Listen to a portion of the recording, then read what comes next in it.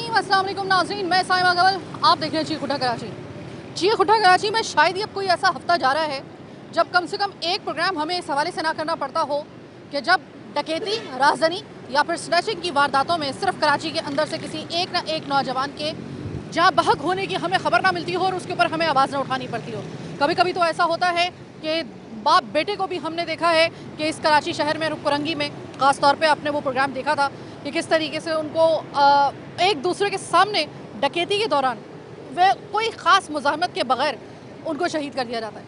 अब ये रोज़ाना की एक कहानी बन गई है, रोज़ाना का मामूल बन चुका है। अब आपको पहले ये ढारस होती थी कराची के अंदर के चलो अगर ऐसे हालात हैं तो हम सुनसान रास्तों से ना गुजरे, हम अपनी हिफाजत खुद करें, सुनसान रास्तों से ना गुजरें। लेकिन अब आपको इस चीज़ का भी कोई फ़ायदा नहीं होगा। क्राउडेड आपके एरियाज कराची के ऐसे हैं जहां पर भरी सड़क, भरे मजमे के दरमियान डकैती होती है। डकैती के ऊपर मुज़ाहमत पर, बल्कि मुज़ाहमत आप उसको नहीं कह सकते, हल्का सा अगर आप मूव भी कर रहे हैं तो उसी पादाश में आपको गोली मार दी जाती है। माँ बाप का सहारा छीन लिया जाता है, कफील घर का छीन लिया जाता है। 7 अनीस भी उनमें से एक था। अब से कुछ दिन पहले आपने K21 पे एक खबर सुनी। आपने ना सिर्फ K21 पर बल्कि आपने मुख्तलिफ चैनल्स के ऊपर इसकी आपने खबर सुनी होगी ब्रेकिंग न्यूज़ के तौर पे कि कराची में एक और नौजवान को डकैती के दौरान जहाँ बहक हो जाता है उसको मार दिया जाता है। ये रोज़ाना की कहानी, ये रोज़ाना का मातम कब तक चलेगा ये तो मैं नहीं जानती हूँ, लेकिन फिल वक्त मैं आपको लेकर आई हूँ उस जगह पर। ये मौजूद हूँ जनाब, मैं इस वक्त गुलिस्तान जौहर जो मेन गुलिस्तान जौहर की जो शाहराह है, यानी कि जिसको परफ्यूम चौक की तरफ जाने वाला रास्ता कहते हैं, मैं उससे बहुत पहले हूँ। ये आपके सामने जो है ये भरी हुई सड़क है, यहाँ पर चलता हुआ कारोबार है। यहाँ पर जो बहुत पुराने जो फ्लैट सिस्टम्स हैं जिसमें से सनी प्राइड है या फिर नौमान है, वो नौमान एवेन्यू, ये वो वाला रास्ता है। मैं आपको सिर्फ उसका एक आपको इस वजह से बता रही हूँ ताकि आपको पता चल सके कि ये कितना क्राउडेड एरिया, और क्राउड के दरमियान में उस बच्चे को डकैती पर मारा गया है। तो अब आप अपनी बीमा पॉलिसी करवा लें कराची वालों, क्योंकि कानून से तो आपको कोई किसी किस्म की 1% की भी कोई उम्मीद नहीं रखनी चाहिए। क्योंकि अगर भरे मजमे में किसी बच्चे को मारा जा रहा है, किसी नौजवान को मारा जा रहा है डकैती के ऊपर, तो मेरे ख्याल में कि आप अपने बीमा, मुझ समेत बीमा पॉलिसी करवा लें, ये ज़्यादा बेहतर होगा हम लोगों के लिए। अस्सलाम वालेकुम सर। वालेकुम सलाम। सर, इससे ज़्यादा मसरूफ़ शारा शायद आपने ऐसा तो नहीं है कि कराची में कहीं और नहीं देखी होगी, लेकिन ये देखिए कितना मसरूफ़ रास्ता है, बिल्कुल क्राउडेड है, बिल्कुल कोई सुनसान रास्ता तो नहीं है। सर, अगर मैं आपसे ये कहूँ कि अभी कुछ दिन पहले यहाँ पर आपने देखा होगा और सुना भी होगा खबरों में कि एक नौजवान को डकैती पर, मुज़ाहमत पर इस क्राउडेड एरिया में, ये भरे बाजार में उसको गोली मारकर उसको मार दिया जाता है, उसको मतलब ख़त्म कर दी जाती है उसकी ज़िंदगी। अगर मैं आपको ये बता रही हूँ तो आप अपने आप को ये सुनने के और ये देखने के बाद कितना महफूज समझ रहे हैं? जी, मैं इधर ही रहता हूँ, कहीं करीब में ही, और ये रोज़ का यहाँ पर आए दिन का मामूल है, एक दिन का नहीं है। यहाँ पर कई इससे पहले कत्ल हो चुके हैं। अच्छा। ये पहला वाक़या नहीं है जी। सर, ये तो अब पहले तो हम ये कहते थे कि सुनसान रास्तों से ना जाओ, कराची के हालात सही नहीं है, अपनी हिफाजत खुद करो, और जहाँ पर क्राउडेड एरिया हो या जहाँ पर रौनक हो उन एरिया के साथ, उन एरिया में आप कोशिश करें कि ATM भी वहीं पे जाएं और वहीं पे आप अपनी जो है राहगुजर वहीं पे रखें आप। सर, अब इससे ज़्यादा क्राउडेड क्या होगा? अब तो वो यहाँ पर भी आ गए हैं दंदनाते हुए। बात ये मैडम कि उन्हें मालूम है कि हमें कुछ नहीं होगा जो डकैत आते हैं, बस ये बात से आप समझ जाए मेरा मतलब क्या है। उन्हें पता है कि उन्हें कुछ नहीं होगा। सर, अक्सर और बेशतर ऐसा आपने देखा होगा कि जब ये डकैत कानून की गिरफ्त में तो नहीं आते, कानून में अगर कभी 1000 अगर वो वारदातें कर रहे हैं, उसमें 1-2 अगर पुलिस मुकाबलों में उनको मार दिया जाता है तो चले, हम लोग कहते हैं कि चलो शुक्रिया पुलिस, शुक्रिया। लेकिन अक्सर और बेशतर जो होते हैं ये आराम से मतलब एस्केप हो जाते हैं, यानी कि बच निकलते हैं। ऐसा होता है। अब ऐसे में अवाम अगर इतनी मुश्ताइल हो जाती है कि जब इनके हाथ में कोई डाकू आता है और डाकू को वो मार मार के जान से मार देते हैं, जब ये आप खबर सुनते हैं, सर ये अमल आपको कैसा लगता है उस वक्त? जी, जब हुकूमत इंसाफ नहीं देती तो अवाम इंसाफ अपने हाथ में ले लेते हैं, ये वजह है। और ये बहुत बड़ी बदकिस्मती है कि अवाम ये सोचने में मजबूर है। इससे अंदाज़ा लगाएं कि अवाम अंजाम की परवाह किए बग़ैर, इतनी उनके अंदर नफ़रत है, इतनी उसके अंदर ये ख्वाहिश है, इतना उनके उसके अंदर है कि वो मजबूर हो गए कानून को अपने हाथ में लेने में। ये मजबूर उन्हें क्यों किया गया है? अगर ये कोई पहला वारदात होती यहाँ पर या तो कुछ नहीं होता। यहाँ पर ये आए दिन का मामूल है, कराची की हर सड़क का मामूल है। तो इस पर तो ये हुकूमत का काम है ना। अगर हमारे कानून जो है, कानून साज इदारे या कानून को जो अमल करते हैं कानून के ऊपर, वो टोटली नाकाम है 100%। इसलिए ये सब कुछ हो रहा है। ये अभी हमारे इल्म में ये बात आई है, अब इतने ज़्यादा ये वाक़यात होना शुरू हो गए हैं कि हमारे इल्म में सिर्फ वो वाले वाक़यात आते हैं, ब्रेकिंग न्यूज़ सिर्फ वो बनते हैं कि जिसमें किसी शहरी को मार दिया जाए, जान से मार दिया जाए। डकैती की तो जितनी वारदातें हो रही हैं उस किस किस को आप कवर करेंगे।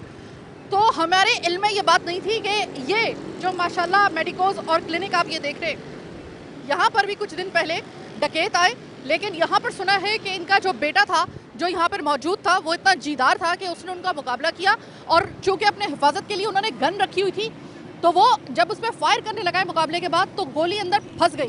दैट्स वाई कि वो एस्केप करने में कामयाब हो गए अपने आप को जो डकैत आए थे। लेकिन ये इस शारा की मैं बात बता रही हूँ, तो ये देख लीजिए कि एक हमें खड़ा होना मुश्किल हो रहा है, एक के बाद एक ट्रैफिक का जो है वो बहाव आ रहा है, और एक यहाँ पर कौन सी ऐसी दुकानें जो यहाँ पर मौजूद नहीं है। इस दरमियान में ये वारदातें हो रही हैं। अब सवाल ये पैदा होता है, मैं आपको एग्जैक्टली उस स्पॉट पे लेकर आई हूँ जहाँ पर साद अनीस को गोली मारकर इस जगह पर उसको जान से हाथ धोने पड़े, उसको मार दिया गया, माँ बाप के घर के चिराग को मिट्टी में मिला दिया गया गोलियां मारकर। मैं सिर्फ ये पूछना चाहती हूँ कि ये इतनी भरी पूरी जगह है कि क्या इनमें से कोई भी भरे पूरे बाजार में आते जाते लोगों में किसी में इतना दम नहीं था कि उनको कोई पकड़ सकता, कोई तलाक कर सकता, या उस बच्चे को कोई बचा सकता। अस्सलाम वालेकुम सर। सर आप इधर ही होते हैं? नहीं, मैं यहाँ पर प्लम्बर का काम करता हूँ। अच्छा, बहुत तो- पहले हुआ था, मैंने तो देखा भी नहीं कि किस क्या है क्या नहीं, उस लड़के को भी नहीं देखा भाई। सर अभी तो मैंने सवाल भी नहीं किया आपसे। चलें आप मुझे ये बता दीजिए सर कि कहाँ पे हुआ था वाक़या, आपको क्या पता चला था कहाँ पे हुआ था? लोग बताते हैं यहाँ पर हुआ था, ये यहाँ पर ये नहीं है, आगे आप सिर्फ 10 कदम चले बस वहाँ पर हुआ था। आप सिर्फ यहाँ से सर- 10 कदम चले वहीं पर हुआ। सिर्फ 10 कदम के यहाँ पे। सर उस वक्त क्या वक्त होगा आपके ख्याल में? मैं तो था ही नहीं, मेरे को दूसरे दिन पता चला। 8 बजे का टाइम 8 बजे का वक्त था। तो मुझे ये बताइए 8 बजे रात का जो होता है वक्त, वो तो बड़ा एक कारोबारी वक्त होता है और बहुत ज़्यादा रौनक होती है, बहुत ज़्यादा रश होता है। क्या ये रश के दरमियान में ये वारदात हुई है? देखें, रश के दरमियान में हुई है। जैसे ये अब ये रिक्शे वालों का स्टैंड है, वो बेचारा बिल्कुल आड़ में खड़ा हुआ था यहाँ पे। वो अपनी रोज़ी रोटी के लिए निकला है, बाइक या 2 जॉबें वो कर रहा था बेचारा। अब वो पीछे से उसके वो आ गए, अब लूट लुड़ा के चले गए। तो ऐसी बात है, एक मेहनत की कमाई होती है, उसने ज़रा सी मजम्मत करी, उसको गोली मार दी। सर ये तो उन्होंने उन बदबख्तों ने उन्होंने एक बाप से बहनों का भाई भी छीन लिया, बाप से उसका बेटा वाहिद कफील भी छीन लिया। लेकिन सर आपको नहीं लगता कि यहाँ पर मौजूद लोगों को थोड़ा सा रिटेलिएट करना चाहिए था, कोई उनको पकड़ने की कोशिश करनी चाहिए थी, या फिर बंदूक के सामने सब बेबस हो जाते हैं? मैं ज़रा एक कल सवाल करूँगा, आपके कैमरा मैन है यहाँ पे, आप लोग करेंगे बंदूक के आगे कोई मजम्मत? ऐसी बात है, हम भी घर से निकलें तो रोज़ी रोटी के लिए निकलें, अपने बच्चों की रोज़ी रोटी के लिए निकलें, गोली के आगे कोई नहीं बोल सकता। ऐसी बात है। अब हम लोगों से ये ज़रूर होता है कि यहाँ पे बाइकिया वाले आते हैं, करीम वाले रात के 2-2 ढाई बजे आते हैं, हम उनसे ज़रूर ये बात करते हैं कि यहाँ से हट जाओ। अब ये तो हमारी हुकूमत को सोचना चाहिए कि वो इस पे कुछ करे, काम करे। ऐसी बात है, हर बच्चा हो, जवान हो, बूढ़ा हो, हर कोई टैक्स तो दे रहा है, लेकिन टैक्स के बदले में क्या मिल रहा है हम लोगों को? 4 कंधे। यही मैं कहना चाहूँगा, पाकिस्तान के हालात इस वक्त बहुत बुरे चल रहे हैं, स्पेशली कराची के। सर जिस हुकूमत, जिस पुलिस की आप बात कर रहे हैं ना, वो सब अच्छाई की चादर तान कर सब अच्छाई की चादर तान कर सो रहे हैं। अब अगर कुछ करना होगा तो आपको नहीं लगता कि अब कानून से तो लोग जो हैं वो ज़रा थोड़ा से मायूस हो ही चुके हैं, थोड़ा सा खुद कुछ ऐसा करना पड़ेगा कि ज़रा थोड़ा सा उनको भी तो कोई जवाब मिले, वरना फिर आपको तैयार नहीं रहना चाहिए कि अगर उसके साथ ऐसा हो सकता है तो किसी वक्त आपके साथ भी ऐसा हो जाएगा। मैडम देखें, बात सुने, यहाँ तो आप हमें आवाम को असले दिलवाएं। अब अगर हम लोग असले रखते हैं तो हमारी पेशियाँ इतनी होंगी, कहाँ से आया कहाँ गया। तो ऐसी बात है, हर शरीफ इंसान, स्पेशली कराची वाले, तो हम इन चीज़ों से बड़ा डरते हैं। ऐसी बात है, हमें अगर अपने कराची का बंदा है उसके लिए तो मुसीबतें और ज़्यादा हैं। अगर 2 मिसाइल आपका पंजाब का नहीं है और कराची का है तो आपके लिए और मसले हैं। वो एक अलग इशू आ जाता है। लेकिन हाँ, मैं ये कहता हूँ कि जो भी है, कोई भी हुकूमत है, चाहे पीपल्स पार्टी हो, नवाज शरीफ हो, कोई भी हो, बस उनको आवाम के तहफ़्फ़ुज़ के लिए ज़िम्मेदारी का एहसास लेना चाहिए। ऐसी बात है, बच्चे उड़ जाते हैं, जनाजे उड़ जाते हैं, वाहिद कफ़ील उड़ जाते हैं, उनके घर के चूल्हे तो बंद हो गए ना, उनके मिनिस्टरों के वो चल रहे हैं। अब उसके घर जाके ज़रा आप देखें क्या सफ़े मातम बिछा हुआ है।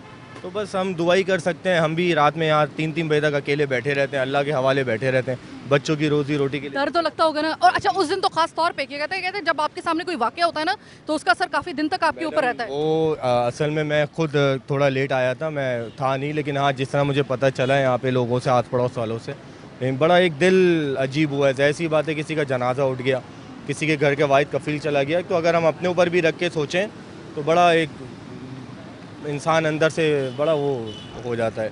खैर क्या कहते अल्लाह आपको महफूज रखे सर। मुझसे मोबाइल छीना पिछले साल, मेरे ख्याल में जनवरी फरवरी में छीना मुझसे मोबाइल। अब मैं एक छोटा सा काउंटर चलाता हूँ, मैं नहीं ले सकता 10-12 हज़ार 15 हज़ार रुपये का मोबाइल। और फिर दूसरी चीज़ ये, घर भी चलाना है। 1000-1500 रुपये कमाने वाला मोबाइल बंदा वो कहाँ से ये अफोर्ड कर सकेगा 8-8 10-10 हज़ार रुपये के लिए। और बाखुदा मेरे पास कोई मोबाइल नहीं है, अभी आपके पास कोई मोबाइल कोई मोबाइल नहीं है। घर वाले बड़े परेशान होते वो जो 1 साल पहले छिना उसके बाद आप नहीं ले सकते। ले ही नहीं सका ना, हालात ही नहीं है। आप देखें कारोबार, मईशत कहाँ चली गई है, कारोबार है नहीं। अगर आपके पास कारोबार हो, बहुत अच्छा सिस्टम चल रहा हो, तो चलो बंदा 2-4 काम रोक के अपने ले सकता है। अब यहाँ मैं अपने घर को चला लूँ, अपना पेट्रोल पूरा कर लूँ, अपने काउंटर देख लूँ, यहाँ फिर मैं अपने मोबाइल अपनी चीज़ें देख लूँ, वो भी इसलिए देख लूँ कि हो सकता है कोई ना कोई आगे फिर छिन जाए। एक छोटा सा एक मशवरा है आपके लिए, मानना या ना मानना हुकूमत का काम है। जब आपने देख लिया ना अच्छे तरीके से कि यहाँ पर इतनी सिर्फ 2022 से लेकर 2023 तक जितने नौजवान कराची में डकैती के और मुज़ाहमत के ऊपर मारे गए हैं, सिर्फ नौजवान नहीं बल्कि लोग कराची के, आपको अंदाज़ा भी नहीं है कि ये फिगर कहाँ तक जा रहा है। रोज़ाना की बुनियाद पे और हफ्ते में कई ऐसे वाक़यात आपको सुनने को मिलते हैं जो पहले आपको साल में कोई एक आधा कोई सुनने को मिलता था, अब आपको हर हफ्ते सुनने को मिल रहे हैं। तो ये खुदा के लिए बड़ा एक अलार्मिंग एक सिचुएशन है। मुझे ये बताया गया है, ये देखिए, ये बिल्कुल वो वाला स्पॉट है जहाँ पर वो वाक़या पेश आया था जिसमें साद अनीस नामी उस नौजवान को मार दिया गया डकैती मुज़ाहमत पर। ये बिल्कुल वो वाला स्पॉट है।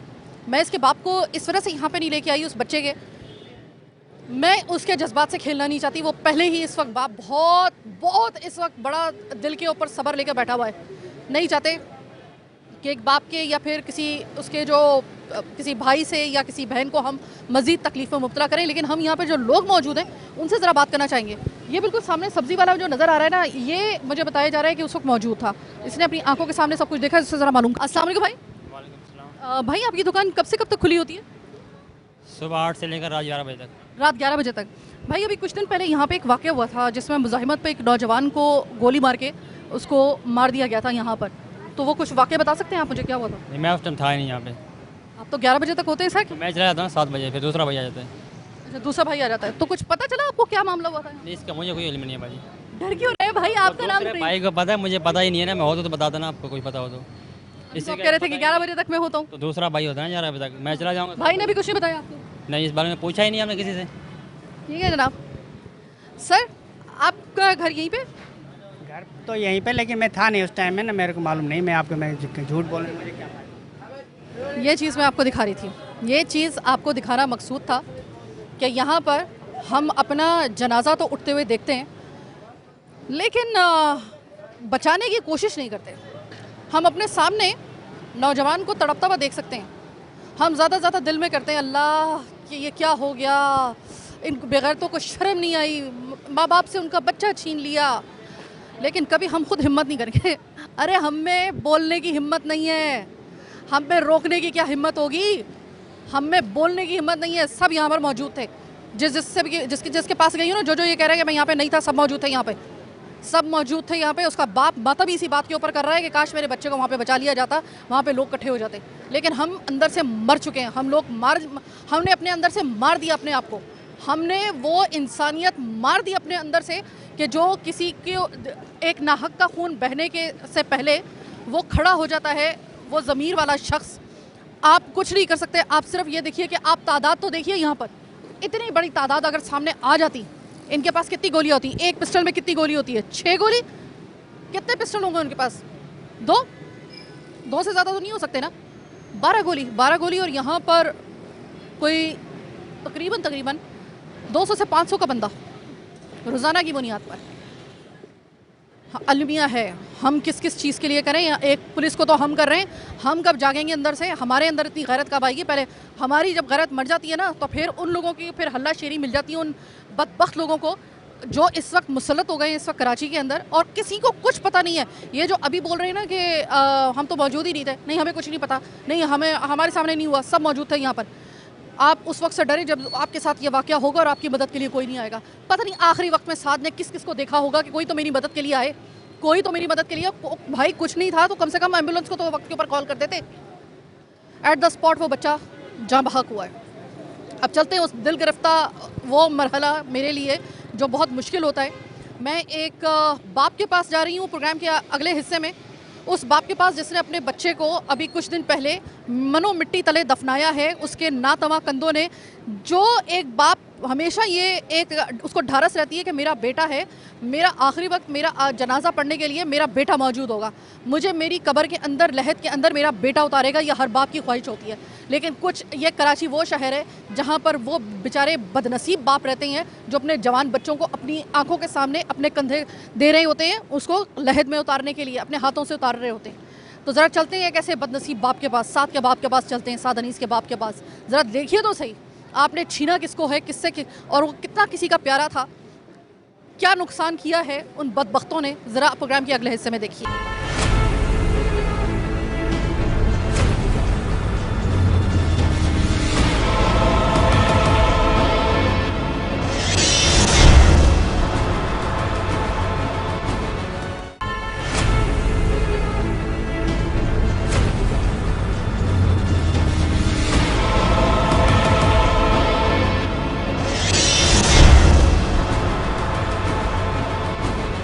किसी भी प्रोग्राम में मेरे लिए सबसे मुश्किल मरहला तब होता है, मैं आप जानते हैं कि कभी भी कोई सिस्टमेटिकली या फिर किसी भी हवाले से, पॉलिटिकल हवाले से, किसी इदारे के हवाले से सख्त से सख्त सवाल करने का हौसला रखती हूँ। लेकिन मेरा हौसला उस वक्त टूट जाता है जिस वक्त मैं किसी बाप से, माँ से, बहन से, भाई से, मैं उस शख्स के बारे में बात कर रही होती हूँ, उसके बारे में, उस वाक़े के बारे में जिस वाक़े के नतीजे में वो उनसे दूर हो गया है, मतलब वो दूसरे जहां में पहुंच गया है, कब्र में उतर गया है।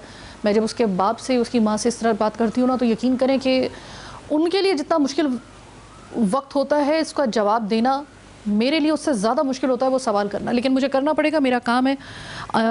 साथ के वालिद साहब अनीस अजमल साहब मेरे साथ मौजूद हैं।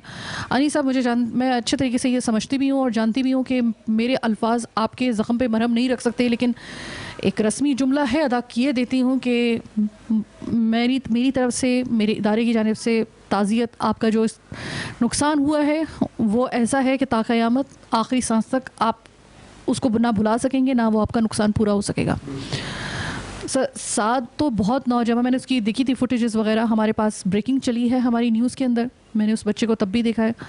सर, जवां साल बेटे का जाना ऐसा ही होता है जैसे किसी किसान की खड़ी फसल में आग लग गई हो।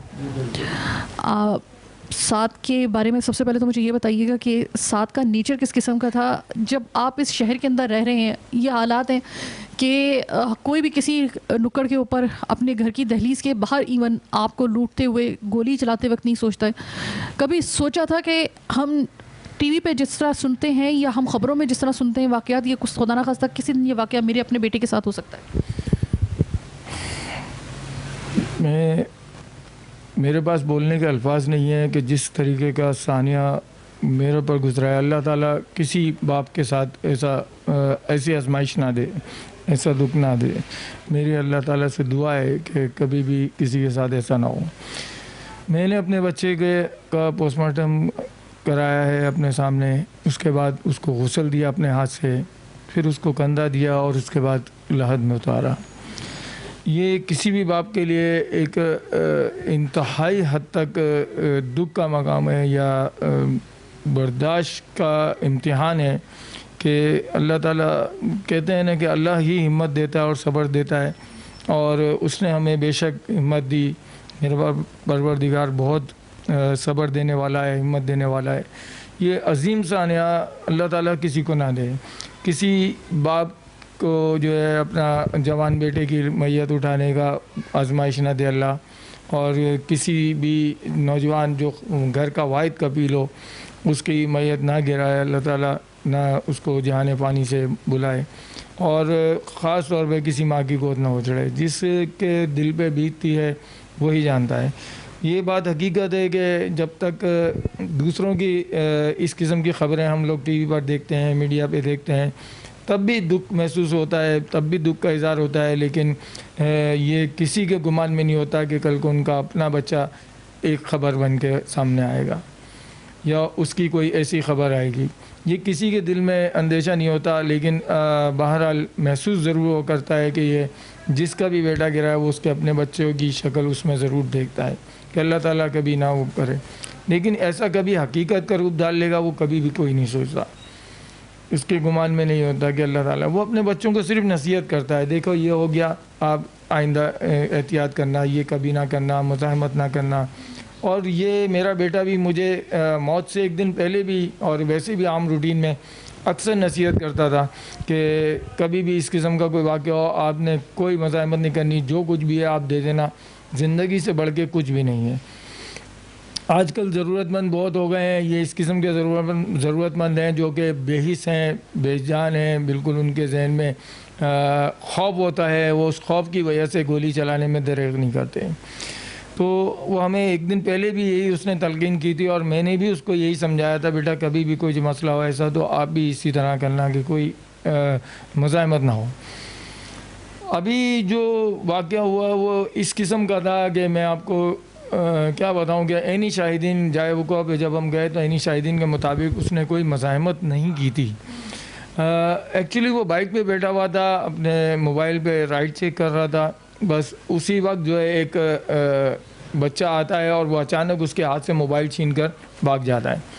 गैर इरादी तौर पे वो उसके पीछे लपकता है, जो कि क्योंकि एक जहन में होता है कि डकैत आएगा तो वो लाजमी वाइपन दिखाएगा या डराएगा या खौफजदा करेगा और उससे मोबाइल और वॉलेट वगैरह जो भी उसने लेना है वो ले जाएगा। लेकिन ऐसा नहीं हुआ, वो अचानक जो है उसके हाथ से मोबाइल उचक के भागने की कोशिश करता है। गैर इरादी तौर पे मेरा बच्चा उसके पीछे लपका और जैसे ही वो लपका तो रिक्शे की आड़ में उसका दूसरा साथी खड़ा हुआ था जिसने गन सीधी करके उसको फायर मारा है।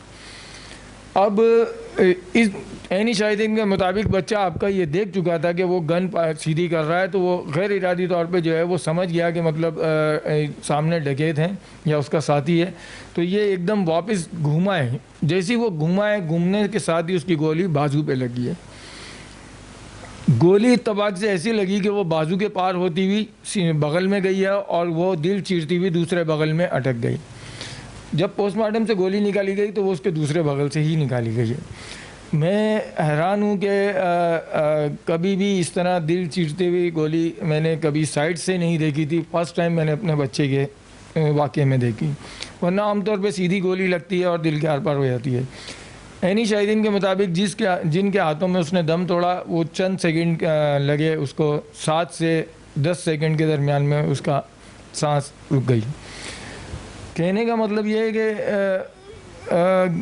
हमारे माफ़ कीजिएगा मस्जिद के इमाम साहब भी ये दलील देते हैं कि जिसकी मौत बग़ैर किसी अजियत के फौरी तौर पे हो जाए वो जन्नती हो जाता है।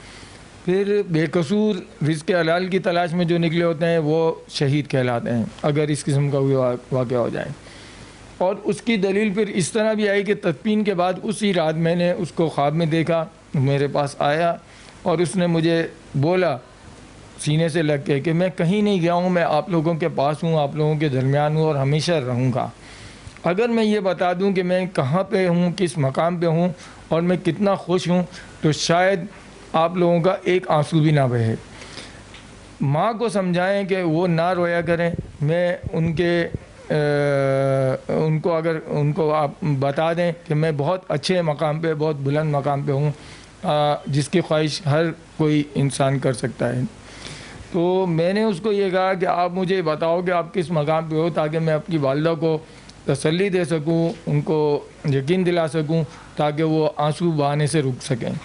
लेकिन उसने मुझे यही कहा कि मैं आपको बता नहीं सकता, लेकिन मैं बहुत अच्छे मकाम पे हूँ, बस आप माँ को बोलें कि वो रोए ना। अब मुझे ये बताइएगा कि साथ तो चला गया, बहन की शादी देख नहीं सका जिसकी कुछ दिन के बाद शादी है।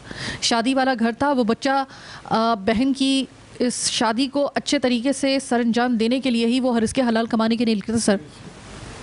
सर मैं जानती हूँ, मैं बहुत अनीस साहब मुझे माफ़ कर दीजिएगा, मैं यकीन मानिए अगर ये सिर्फ दिखाना मकसूद ना होता और ये ज़रूरी ना होता, मैं कभी आपसे इतने ये सवाल ना करती। मैं बहुत एहतियात से आपसे सवाल कर रही हूँ। आपके आंसू मुझे बहुत कमज़ोर कर रहे हैं सर। प्लीज़ थोड़ा सा हौसला कीजिए, अभी आपको बहुत लंबी जंग लड़नी है। सर मुझे ये बताइएगा कि इस वक्त ये केस किस नहज तक पहुँचा है? मैं जितने भी अब तक चक्कर लगा चुका हूँ थाने से पर वहाँ से अभी तक मुझे एक भी फ़ोन नहीं आया कि किसी किस्म की कोई उम्मीद दिलाई गई हो। सिर्फ इतना ज़रूर कहा जा रहा है कि तहकीकात चल रही हैं, इंशाअल्लाह बहुत जल्द अरेस्ट कर लिए जाएंगे मुजरिम। हर मुमकिन कोशिश हो रही है, इस पे हाई प्रोफाइल केस है, इंशाअल्लाह बहुत तेज़ी से काम हो रहा है। लोग जो हैं वो नज़रों में आ चुके हैं, छापे मारे जा रहे हैं, इंशाअल्लाह बहुत जल्द हम आपको खुशखबरी सुनाएंगे। इसके अलावा किसी किस्म का कोई एविडेंस उन्होंने नहीं दिया। ज़ाहिर है वो उनकी अपनी राजदारी होती है कि उनकी अपनी मजबूरियां हैं, जिसकी वजह से वो ये चाह रहे हैं कि उन्होंने मुझे ये ज़रूर कहा है कि हमारे पास बेनता एविडेंस आ चुके हैं और हम आपसे ज़्यादा फुटेजेस भी रखते हैं।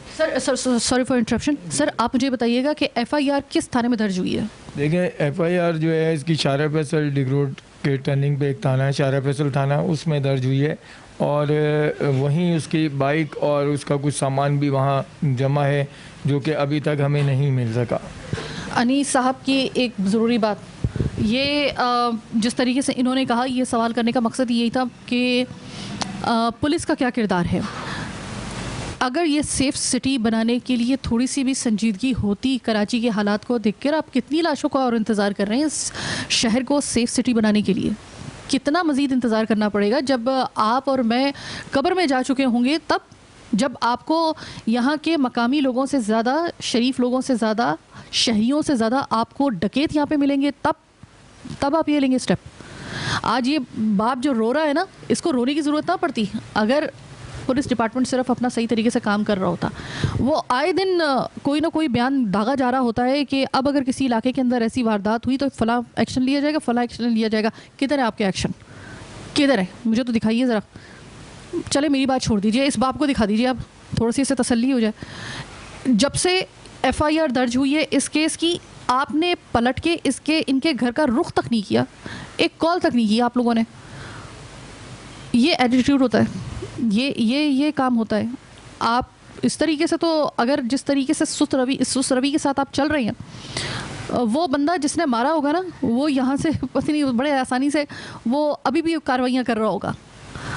तो मैं क्या कानून को ये कह दूँ कि कानून जो है उसको, मैं तो IG सिंध और चीफ सिंध जो पुलिस हैं उनसे मैं ये कहना चाहूँगी कि सर कभी कभी वर्दी के अलावा भी ना, अपनी वर्दी को एक साइड पर रखकर, अपने उन बैजेस को, अपने सितारों को एक साइड पर रखकर ना, एक बाप बन कीजिए। आपके भी बच्चे होंगे, आप अपने बेटे को इनके बेटों की जगह रख के ज़रा सोचिएगा और एक बाप बन के सोचिएगा कि क्या एक बाप इतनी आसानी से इस केस को इतना लाइट ले सकता है? आप यकीन मानिए कि आप कब्र से निकाल लेंगे आप उन मुजरिमान को। आप ना अगर निकालें तो मैं भी इधर, आप भी इधर। मुश्किल इस शहर में रहना, और इस शहर में महफूज तो आप बिल्कुल ही नहीं रह सकते। आज ये बाप रो रहा है, इसको मैं तसल्ली दे रही हूँ, मुझे पता है मेरी तसल्ली का कोई असर नहीं होगा, मैं अपना काम कर रही हूँ। सर आप कोई अपील करना चाहेंगे प्रोग्राम के आखिरी हिस्से में? जी मैडम, मैं ज़रूर ये कहना चाहूँगा, गवर्नमेंट से मेरी अपील है। सबसे पहले एक अहम तरीन अपील है कि हम जैसे बाप जो कि जिनका कोई कफील फिर नहीं रहता या नहीं होता, वो 45-50 साल की एज में रोज़गार नहीं हासिल कर पाते। एज फैक्टर उनके लिए सबसे बड़ी दीवार बन जाता है। खुदारा कोई ऐसा कानून बनाया जाए कि जो हम जैसे एज वालों के लिए कोई रोज़गार का इंतज़ाम हो सके, क्योंकि हमारी भी बच्चियां हैं, हमें भी अपने घर की किफ़ालत करनी है, बच्चों की ज़रूरियात ज़िंदगी से लड़ना है। और मकान अगर किराए का हो, जैसे मेरा मकान किराए पे है, तो मेरे लिए बहुत मुश्किल हो गई है अभी इस वक्त कि मैं अपने आप को इस काबिल बना सकूं कि मैं घर की ज़रूरियात और देखभाल कर सकूं और घर की किसी तरह किफ़ालत कर सकूं। मुझे मुझे मेरी सिर्फ एक ही अपील है कि मेरे रोज़गार के लिए अगर कुछ लोग जो इस काबिल हैं, जो मुझे कोई रोज़गार मुहैया कर सकें, या गवर्नमेंट कोई मेरे लिए मदद कर सके, तो मुझे कोई बाइज़्ज़त रोज़गार दिया जाए ताकि मैं अपने घर की किफ़ालत कर सकूं। इस वक्त मेरा घर का और कोई ज़रिया आमदनी नहीं है और किराए का मकान है, बिजली के बिल बेइंतहा आ रहे हैं, मैं इसके लिए बेइंतहा परेशान हूँ। दूसरी बात ये कहना चाहूँगा कि मेरी एक और सबसे बड़ी अपील यही है कि खुदारा इदारे जो हैं वो हरकत में आएँ, अपने फ़राइज़ को समझें और अपनी ज़िम्मेदारी का मुज़ाहरा करते हुए इस किस्म के दरिंदा सफ़र लोगों को जिन्होंने शहर को यरगमल बनाया हुआ है, खुदारा इससे निजात दिलाएं और ताकि कोई भी बाप अपने जवान बेटे की लाश ना उठा सके, कोई भी मतलब खुद कफील, किसी घर का कफील जो है वो घर ना जा सके, जिससे कि पूरा घर ही बर्बाद हो जाता है और किसी माँ की गोद ना उजड़े। बस सबसे बड़ी गवर्नमेंट से यही अपील है कि बराए मेहरबानी कुछ ऐसे इंतज़ाम किए जाएँ कि ये शहर जो है अमन का गहवारा बन सके। ये आपका शहर कायद है, ना आप महफूज ना मैं महफूज। और रही बात इस चीज़ की कि इस वक्त आहिस्ता आहिस्ता अंधेरा होना शुरू हो गया है, शाम ढल रही है, दिन चढ़ता है, शाम ढलती है। कराची में दिन के साथ साथ यहाँ पर बच्चों की पैदाइश भी जहाँ पर हो रही है वो उसी तादाद के साथ तकरीबन यहाँ पे लाशें भी इसी तरीके से गिर रही हैं, गैर तबई अमवात हो रही हैं, नौजवानों को गिराया जा रहा है। जिस तरह शाम ढलती है, उनकी ज़िंदगी की शाम वक्त से पहले ढाल दी जाती है, इसलिए क्योंकि यहाँ पर स्ट्रीट क्रिमिनल्स को कोई लगाम देने वाला नहीं है। हर हफ्ते की तरह ये हफ्ता भी हमारा इसी हवाले से एक प्रोग्राम करते हुए गुजरा है। कबूतर की तरह आंखें बंद करने से कोई फ़ायदा नहीं होगा। बिल्ली को देखकर आपको बिल्ली के गले में घंटी बांधनी होगी। स्ट्रीट क्रिमिनल्स अगर आपके कंट्रोल में नहीं है तो साफ बता दीजिए, वरना कोई बंदा यही अपील कर दे हुकूमत से कि इन हालात को देखते हुए पुलिस से अगर नहीं कंट्रोल हो रहे, रेंजर्स के हवाले कर दें, आप दे दीजिए उनको इख्तियारात, फिर देखते हैं कि दूसरा वाक़या कैसे होता है। फिलवक्त मुझे साइमा गबल को आज के प्रोग्राम से दीजिए इजाज़त। अल्लाह ने के बाद।